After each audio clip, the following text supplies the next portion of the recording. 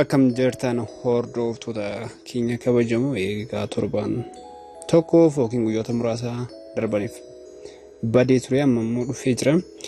Akkuma yaadattan viidiyoo yeroo darbee tokko keessatti flaashii keenya haala kamiin akka raamitti akka itti fayyadamnu isin agarsiisee ture. Viidiyoo kana keessatti immoo osoo raamii hin gargaaramin hard disk koompiyuutera keenya irra jiru haala kamiin virtual memory umuran itti fayyadamna kan jedhu isin agarsiisa. Amma viidiyoo kana tubsaan afaan turasniin jedha. San dura immoo chaanalii kan kootiif haaraa walqatan subscribe gochuun dagatina anammoo aliifudha. Kallattimaan gara viidichaatti dabarraa turtii gaarii isiniif haa ta'u isiniin jedha.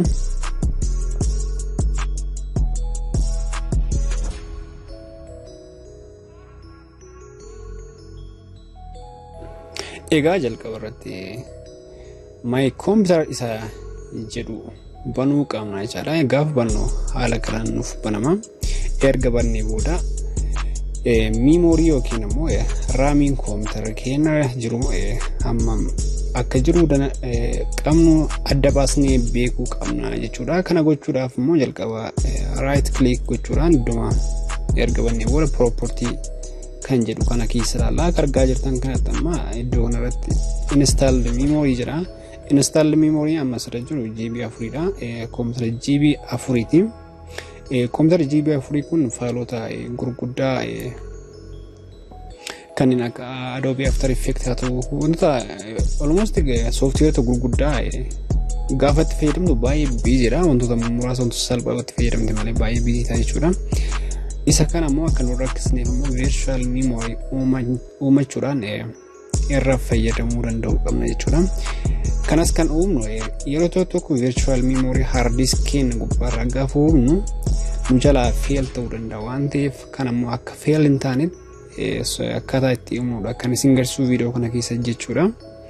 Isa immoo akkaataan hojjedhu kan afaan gaafa deemtanii yookiin buutanii salphatti hubachuu dandeessan jechuudha. Amma haala kanaan memory yookiin raamii koompiyuutera keenya keessatti jiru haala kanaan erga laallee boona iddoo kanarratti advanced setting iddoo jedhu kana tiyuna gaafa ta'u immoo foddaa haala kanaan jirutu all baay'ee arganna jechaadha. As keessa nuti immoo advanced iddoo jedhu kana keessatti performance isa jedhu kana keessa iddoo setting isiitu irratti tuna setting gaafa ta'u ammallee iddoo advanced jedhu kana keessa arganna jechuudha. Egaa ammas iddoo advanced kan jedhu hubanna. Nuti ammoo as biratti virtual memory kan jedhutu jira. Egaa virtual memory kana change iddoo irratti uumna jechuudha. Amma gaafa tunu haala kanaan tu foddaan biraa akkana kana turba. Iddoon kun by default dhaan selected taatee jirti. Nuti ammoo unselect gochuu qabna. As keessa immoo hard disk keenya irraa local disk immoo local disk keessa filachuu qabna kan jedhu tuqnaa amma barbaadnu local disk fayyadamuu dandeenya. Barbaadnu local disk fayyadamuu dandeenya. Amma local disk fayyadamee jira. As biratti immoo custom size jettu tana filanna jechuudha. Custom size jechuun size hammamii akka uumachuu barbaannu ofii itti barreessina jechuudha. Hard disk irraa akka raamitti kan hamma uumachuu akka qabnu kan itti murteessinee kennudha jechuudha. As keessatti iddoo kanatti immoo space available jedha. Amma hard disk irraa GB 54 jira waan ta'eef local disk irraa immoo GB 54 jiru kana keessaa hamma barbaade iddoo kana keessatti barreessa. Garuu immoo hamma raamii keenyaatti ol baay'isni gaafa filanne ta'e hard disk keenya nu jalaa fail ta'uu danda'a waan ta'eef kana gochuudhaaf immoo jalqaba irratti immoo calculatorii koompiyuutera keenya irra jiru banachuu danda'uu qabna jechuudha. Akkuma beekamu GB takkachaan meegaabaaytii